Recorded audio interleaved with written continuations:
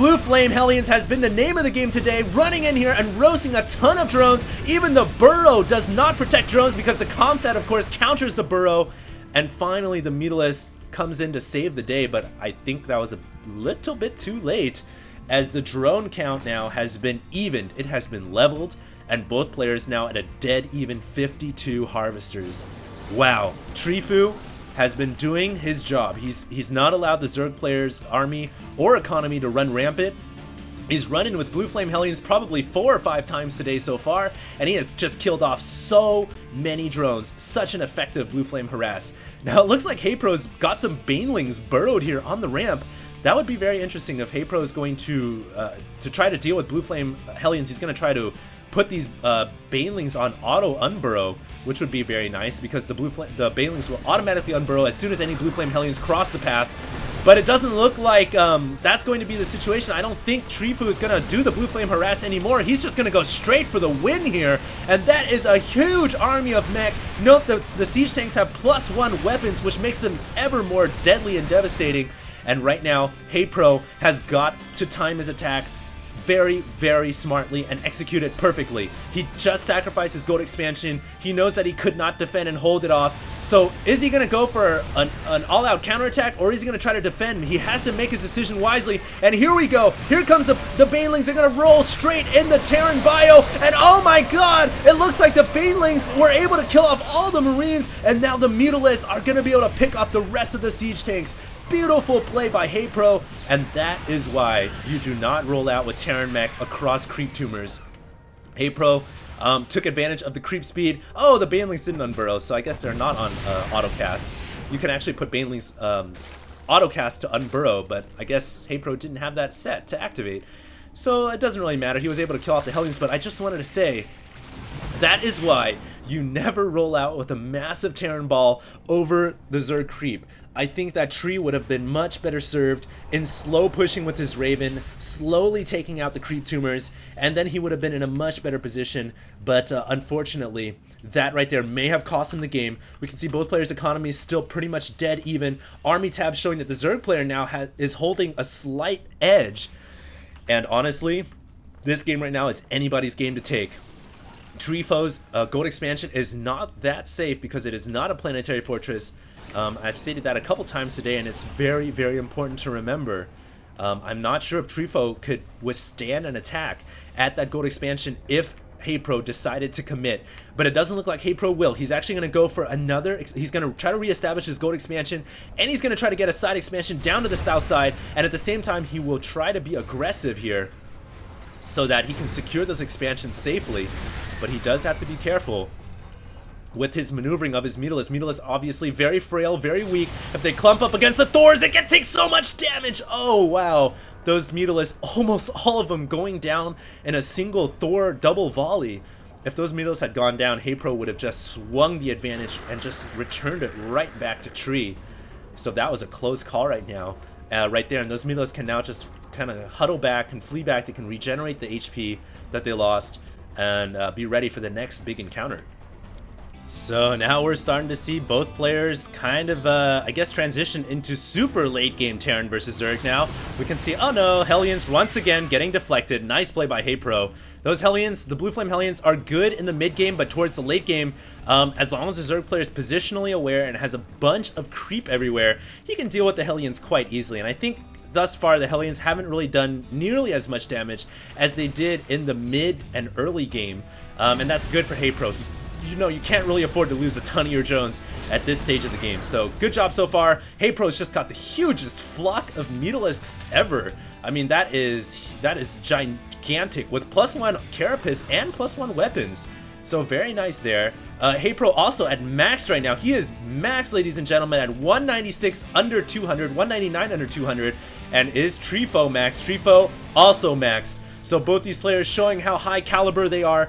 At 200 supply apiece, the TreefOu actually has +2 in terms of mech weapons though, so that makes them very, very deadly. It looks like Haypro is going to attack this backside expansion, and it is completely vulnerable. All the meals get taken out, all the SCVs go down, the planetary fortress is gonna get taken out as well, and Tree says, okay, screw it. Too far to walk back and defend. Time to go all in. He's even got blue flames at the back of the third expansion doing damage. And wow, this could be some kind of base race here. No, but Haypro is going to fall back after picking off the planetary. Realizing that he has to deal with this massive mech and bio army from TreefOu. That is so many Thors and so many siege tanks. There's still a blue flame Hellion back here as the queen is twitching out. The queen can't take it down because it's stuck, and the blue flame Hellion will actually kill the queen here. Oh wow, TreefOu is doing great. I'd like to see him take off these creep tumors though, and oh my god, here comes a massive spread of Zerg units. Is this gonna be enough to take out TreefOu's biomech army? I think so. All the Thors and tanks have been picked apart, and Haypro just showing how dominant he is. There was even a point defense drone that got thrown down, and that's what was able to stop a lot of the meatless attacks. So Tree did everything he possibly could. Oh wow, but look at this. TreefOu trying to take out the backside expansion with a small army, and Haypro picks it off before the hatchery went down. So very nice play. This Hellion that killed off the queen is still alive. That is a hero Hellion. Will run back, gets a high five. Will probably get a high five from his comrades. Or no, it's actually going to get sent out. It's still the Rambo Hellion. And so it's going to go back around for some more damage. Meanwhile, we have a Thor drop on the side base of Haypro. Haypro needs to be careful, though. I think this Thor is going to get picked off pretty easily. It might kill off a clump of meatless before it dies. No, it does not. So, wow, what an intense Terran versus Zerg game thus far. I think, though, that I do believe now that Tree is running low on minerals, so he has no more mining going on whatsoever, whereas Haypro's got this backside expansion, and he does have this side expansion over here, so it's essentially 2 base Zerg versus 0 base Terran, and unless TreefOu can grab this backside expansion, he is going to be in a lot of trouble. Haypro realizing that he needs to pick off this orbital command. It does look like Tree is going to be able to defend it, and oh, the Raven gets picked off. So no more PDD action for a while there. And now the SCV's over at the gold, now vulnerable to these Mutalisks. So Haypro using the map terrain to his advantage, using these Mutalisks continually flying back and forth between the backside expansion and the gold, is going to keep the harass going. And Tree realizing the only way he can pull these Mutalisks away is to try to bring the Hellions out. But Haypro already on top of that with the burrow, with the spine crawler. The Hellions running into no man's land, they're going to get picked off. So far, Haypro is just showing how much more dominant of a player he is. He's at 54 over 27 harvesters. He's got a massive Zerg ball, and I think he's just going to shove it down Tree's last expansion. He's going to shove it down the throat. And does Tree have enough to defend here? He even lifts off his command center, a little bit scared there. But nope, he's going to land it back down, so that was a little bit of a scary maneuver. I guess he thought he was dead and out. But here we go. Here comes the Baneling. He's going to run straight into the bio. The bio fleeing away from those green sacks, which are so deadly. But it leaves the siege tanks exposed. And now the orbital command is exposed as well. It's quite possible this command center will get picked off here. But no, Tree just barely keeps it alive. Does a little dance in the air and finally lands it down. Oh, wow. This is just an insane Terran versus Zerg. With Tree just trying to desperately hold on to this back expansion. If he can hold on to it, if he can transfer all of his 22 SCVs over here, he may have a fighting chance against the Zerg, because it'll be 1 base to 2 base, but the Mutalisks constantly harassing the SCVs and the mules, making it very difficult for Tree to establish any kind of saturation whatsoever. And at this point, it almost looks like Tree is gonna lose this game. I just don't see how he can hold on, especially considering Haypro now has re-established the gold for the 3rd time today. Even though he's only got 4 harvesters there, he does have an expansion there, and he does have some mining going on, so things looking really bad. We now have Flyer Carapace level 2, and I believe the Mutalisks, yeah, they're just getting Carapace level 2. We have more Banelings and Lings coming out. Tree is in this situation where you just gotta buckle down and you gotta defend. You have to get saturation at this backside expansion, because this is all the mining that Tree's got. I mean, he's got a ton of gas. He just needs minerals, and he needs them bad.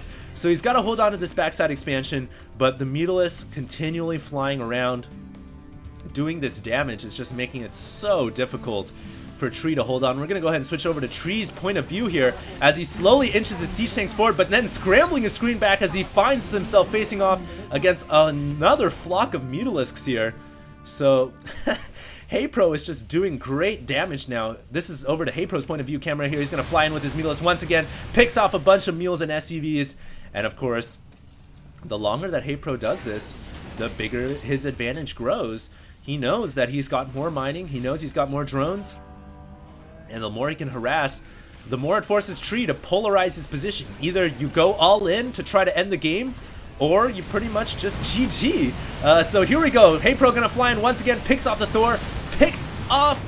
no, he's not gonna try to pick off the missile turret. He's actually gonna fall back, realizing that that's kind of suicidal to try to pick off those missile turrets there. At the same time, Tree doing what every Terran player does best, tries to harass him around the backstab with a Blue Flame Hellion. Meanwhile, though, a massive attack here, and Haypro once again surrounding the Terran army, and Tree says, okay, I surrender, raises the white flag, and GG's out of here. So Haypro showing just how dominant he is. Great game. What an awesome Terran versus Zerg, 30 minutes long. And I was very, very pleased with this cast. I was hoping to look forward to a nice macro TVZ, and I think that you can't get really any better than that, save not seeing any Ultralisks. It would have been nice to see a couple Ultras here or there. So hopefully you guys enjoyed this broadcast. Maybe next time we'll see some good old Ultra action. And I am super pooped now. Hopefully you guys enjoyed. HD, signing out.